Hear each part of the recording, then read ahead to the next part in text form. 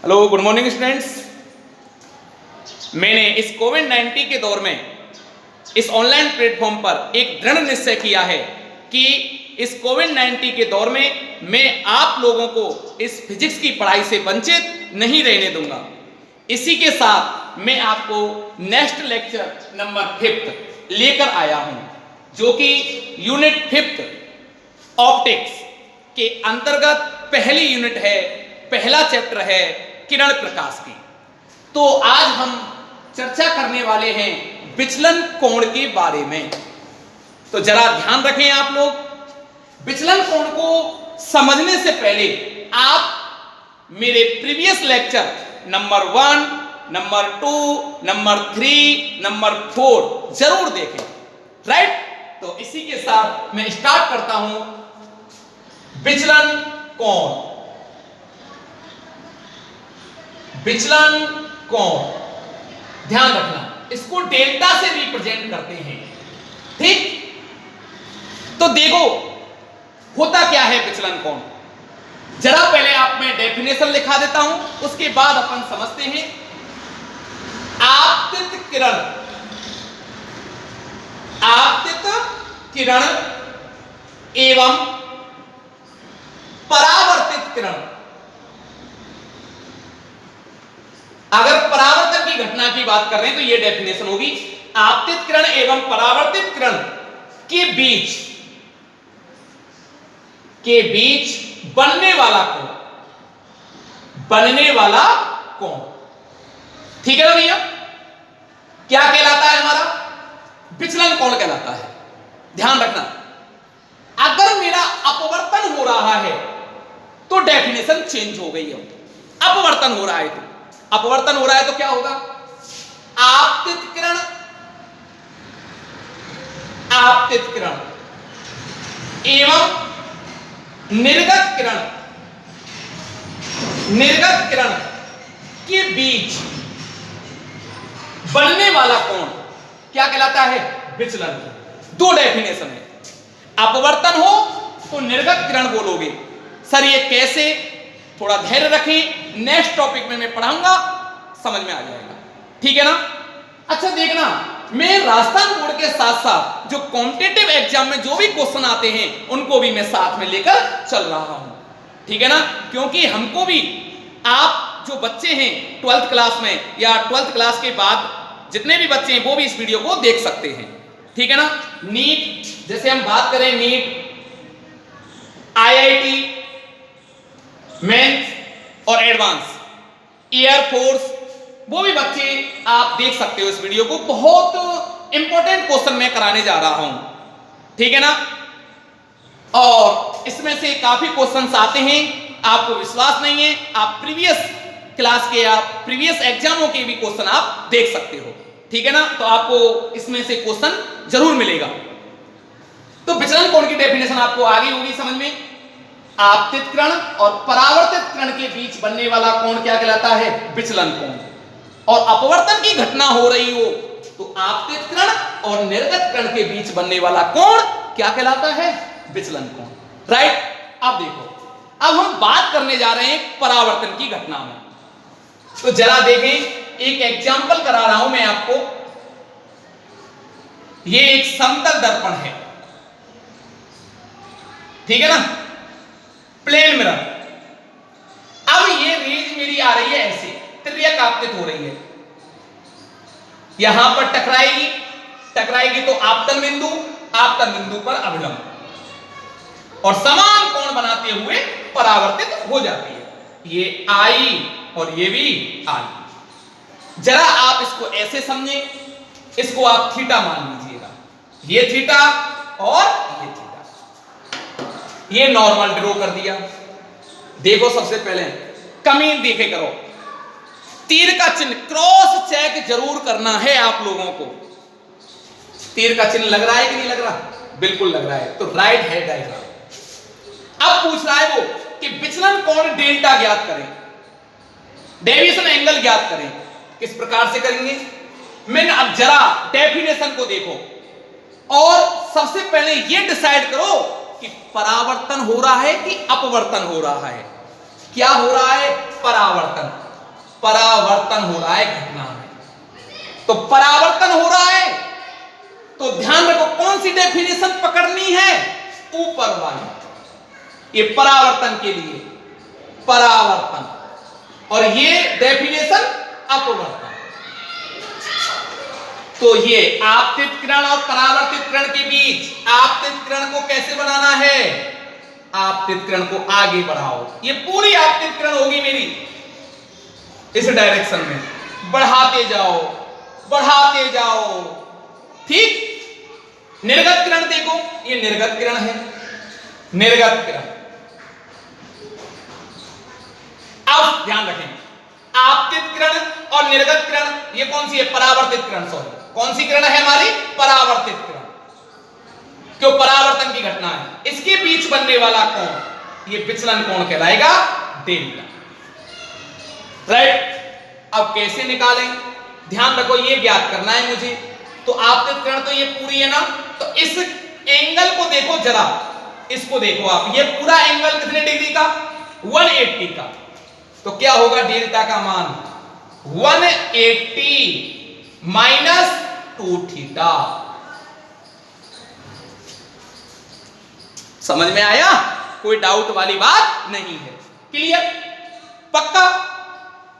अब देखो अगर हम वो थीटा दे दे 45, तो 45 इंटू 2 कितना हुआ 90, तो डेल्टा का मान आ गया 90 से डेविएशन होगी, ठीक, कोई डाउट वाली बात नहीं। ऐसे क्वेश्चन पूछ ले जाते हैं।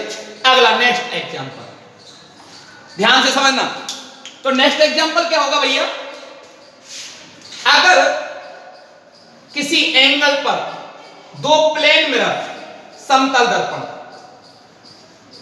इस प्रकार से झुके हुए हैं, ये भी एंगल थीटा है, तो जरा देखें आप इसको, कोई रे इस प्रकार से आपतित हो रही है इसके ऊपर, यहां से टकरा करके इस प्रकार आई, यहां पर भी परावर्तन हुआ और ये ऐसे चली गई।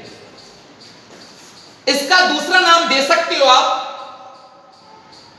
द्विपरावर्तन। क्या नाम दोगे बताओ, द्विपरावर्तन, क्यों दो बार परावर्तन हुआ है इसका। इसका नाम जरा दोगे तो आप क्या दोगे, एकल परावर्तन, एक बार परावर्तन हुआ है इसका, क्लियर।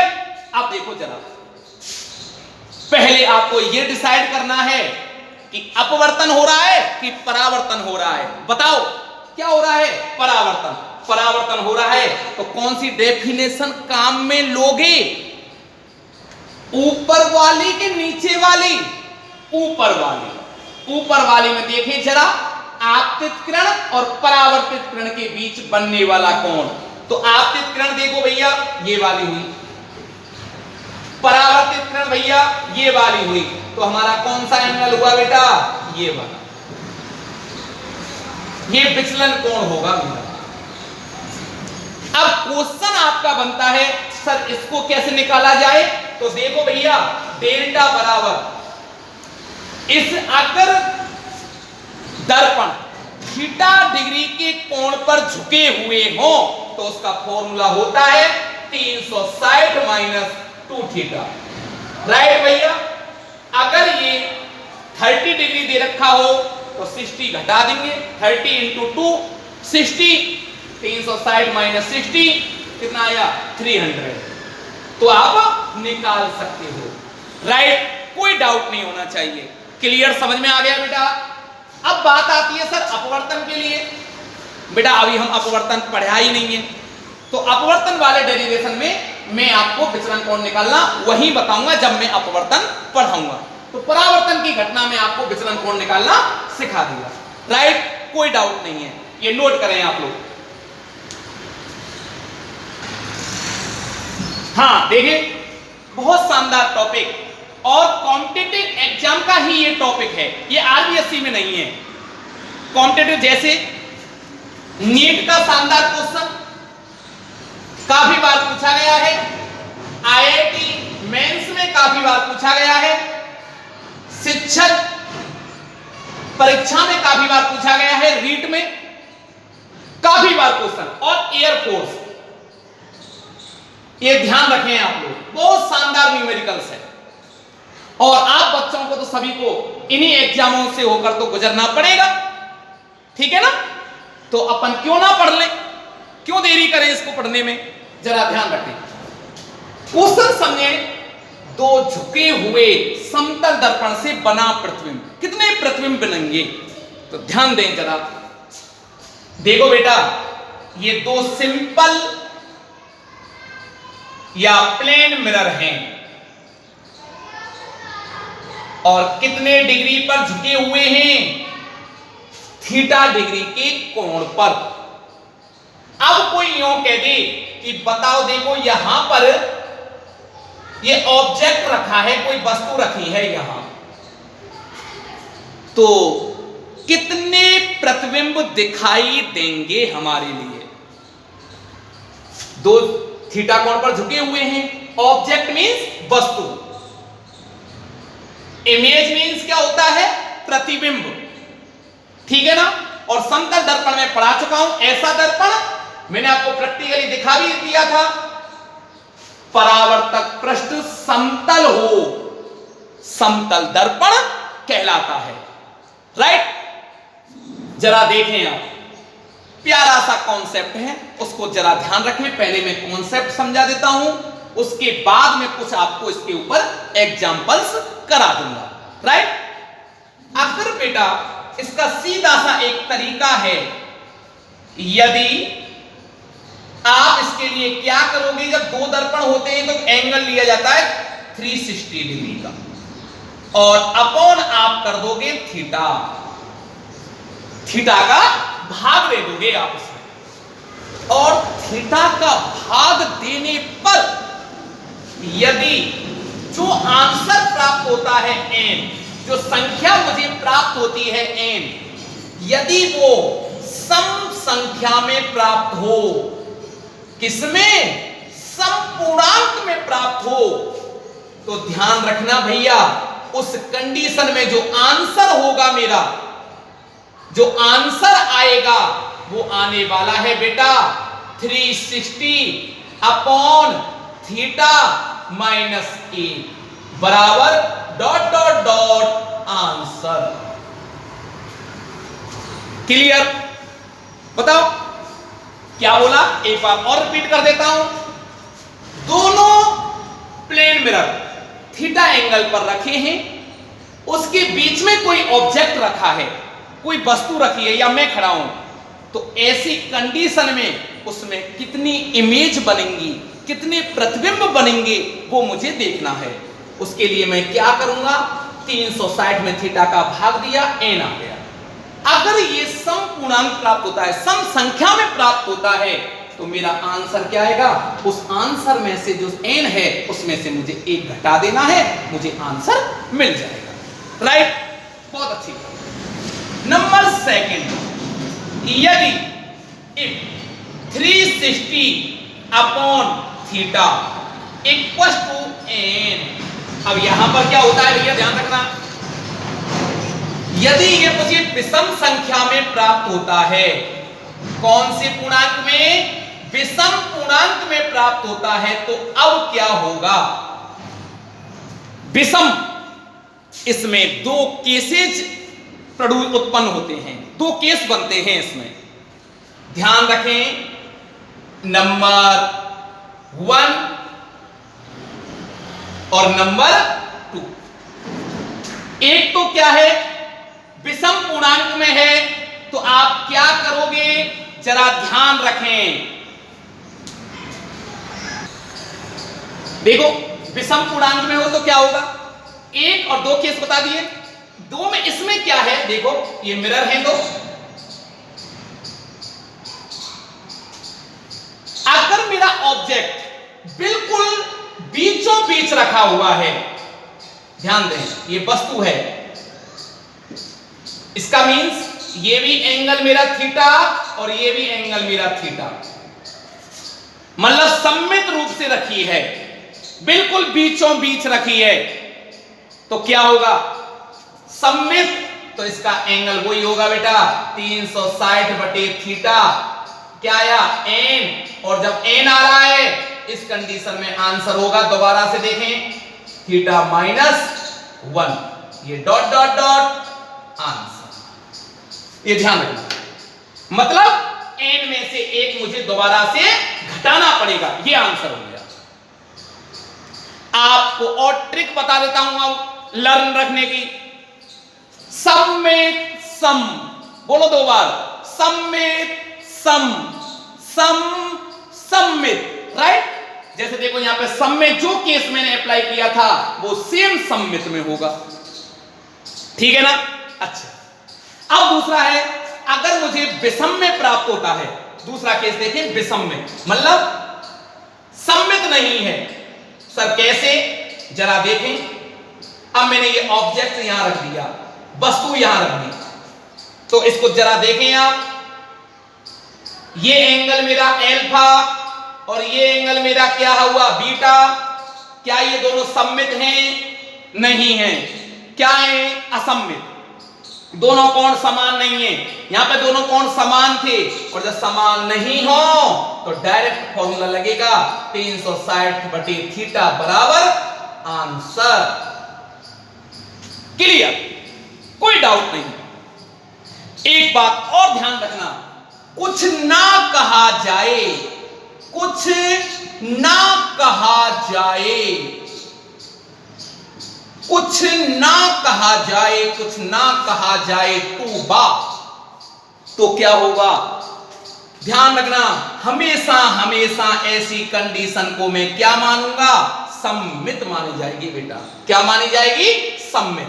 और सम्मित मानी जाएगी तो क्या आंसर लगेगा बेटा? सम्मित का 360/θ -1 answer. That is clear. Okay, इसके साथ में कुछ न्यूमेरिकल्स कराता हूं आपके लिए, ये मिटा देता हूं बेटा। कुछ ना कहा जाएगा तो क्या मानेंगे? सम्मित।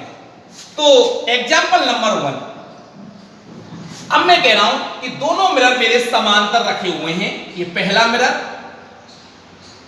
ठीक है ना, थीटा = 0, और ये दूसरा मिरर और इसी के ऊपर रख दिया, और ये दूसरा मिरर ऐसे है। थीटा क्या हो गया बताओ? 0 डिग्री, मतलब समांतर। तो अब बताओ कितने प्रतिबिंब बनेंगे?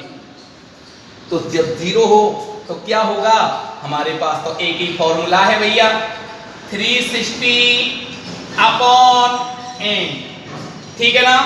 अब 360/n, अच्छा n क्या हुआ? 0, और 0 का किसी भी राशि में भाग देते हैं तो क्या आती है? अनंत, राइट। और ये कंडीशन में हमारे ऐसे प्रतिबिंब कितने बनेंगे? अनंत इमेज दिखाई देंगी। बिल्कुल क्लियर हो गया होगा, कोई डाउट वाली बात नहीं है। क्वेश्चन नंबर 2, एग्जाम्पल नंबर 2 ऊपर लिख दूं, ठीक है ना, बस दिखाई दे रहा होगा। अच्छा, अब मैं मान लेता हूं 90 डिग्री। अगर मेरे दो मिरर हैं, ये दो मिरर हैं, मिरर नंबर 1 ऊपर लिख देते हैं, लो यहां से हटाओ, आपको साफ दिखना चाहिए बेटा। एग्जाम्पल नंबर 2, ये दो मिरर हैं, जरा ध्यान दें इस बात पर। M1 मिरर फर्स्ट और मिरर 2, दोनों मिररों के बीच में जो एंगल बन रहा है वो कितने डिग्री का बन रहा है? थीटा = 90। तो अब क्या होगा बताएं आप जरा। तो देखो बेटा, कौन सा फॉर्मूला लगेगा? तो मुझे पहले तो ये कंडीशन 1 अप्लाई करनी है, इससे पता चलेगा 360/90 क्या आता है बताओ? 4 बार। क्या सम पूर्णांक है कि विषम पूर्णांक है? आप ही बताओगे कौन सा पूर्णांक है? सम। और सम होता है तो क्या फॉर्मूला होता है? लास्ट में 1 और घट जाता है, तो क्या हो जाएगा? 360/θ -1 बराबर 4 - 1 बराबर 3 इमेज देखेंगे। अगर दो लंबवत मिरर रखे हैं इस प्रकार से, समझना, और इसके सामने मैं खड़ा हूं तो मेरे चेहरे कितने दिखाई देंगे उसमें? बताओ ना। 3 दिखाई देंगे, 3। क्लियर, कोई डाउट नहीं है। क्लियर आ गया ना? 3 इमेज देखेंगे। एक और क्वेश्चन देखिए भैया, मिटा देता हूं इसको। अब आता है हमारा, यहां पे करा देता हूं कि ये कंडीशन तो मुझे अभी चाहिए ही। एग्जाम्पल नंबर 3, जरा ध्यान रखें। अब मैं ये कह रहा हूं, ये दो मिरर हैं, ये लो, और मैंने ये कह दिया आपको थीटा इक्वल टू 72 डिग्री पर रखे हैं।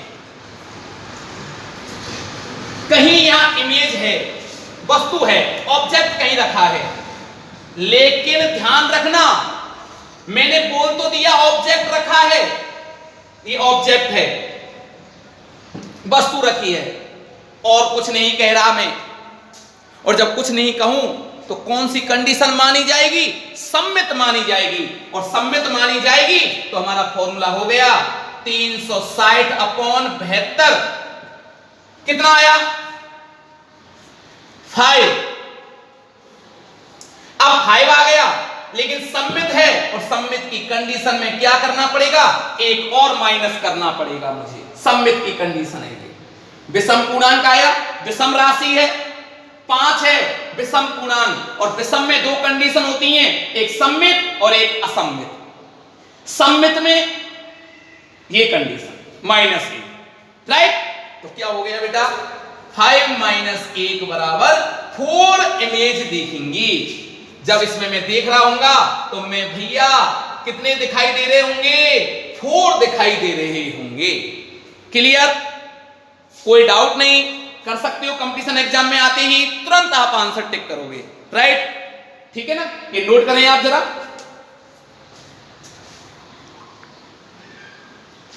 हाँ देखिए, नेक्स्ट टॉपिक है मेरा प्रतिबिंब, इमेज। प्रतिबिंब किसे कहते हैं? ध्यान रखना, इमेज क्या है? तो बेटा जब हम मिरर के सामने खड़े होते हैं तो क्या होगा? सूर्य से प्रकाश आया हम तक, ऑब्जेक्ट तक, और ऑब्जेक्ट से टकराकर कहां जाएगा? मिरर पर, और मिरर से टकराकर इमेज तक, तब हमको उसका प्रतिबिंब दिखाई देता है। तो ध्यान रखना बेटा, जब 2 या 2 से अधिक या दर्पण होगा तो कौन सी किरणें होंगी? लौट करके कौन सी आएंगी? परावर्तित किरणें। ठीक है ना? या अपवर्तन, लेंस होगा तो कौन सी किरणें आएंगी? अपवर्तित किरणें। अपवर्तित किरणें।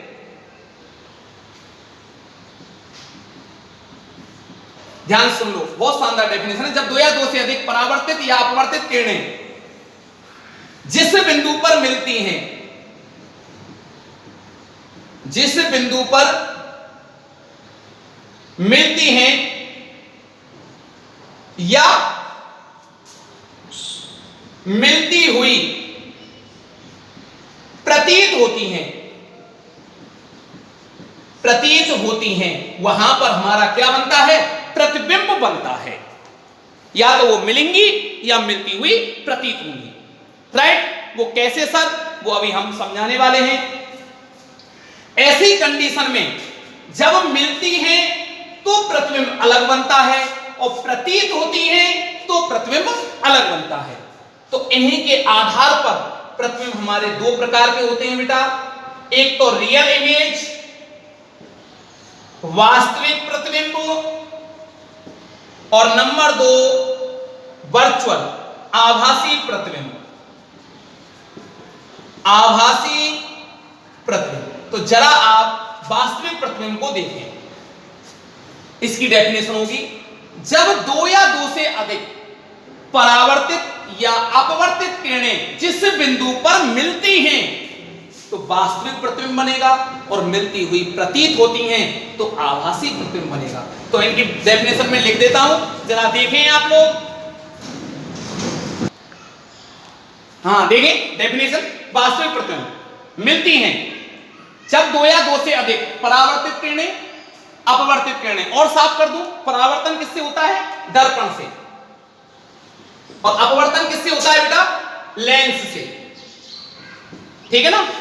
परावर्तित किरणें या अपवर्तित किरणें जिस बिंदु पर मिलती हैं उस बिंदु पर हमेशा वास्तविक प्रतिबिंब बनेगा, वास्तविक बनेगा, मिलेंगी उसमें किरणें 100% मिलेंगी। ठीक, अच्छा, जहां मिलती है ना वास्तविक बनता है, वास्तविक प्रतिबिंब हमेशा हमेशा कैसा होगा? उल्टा होगा, 100%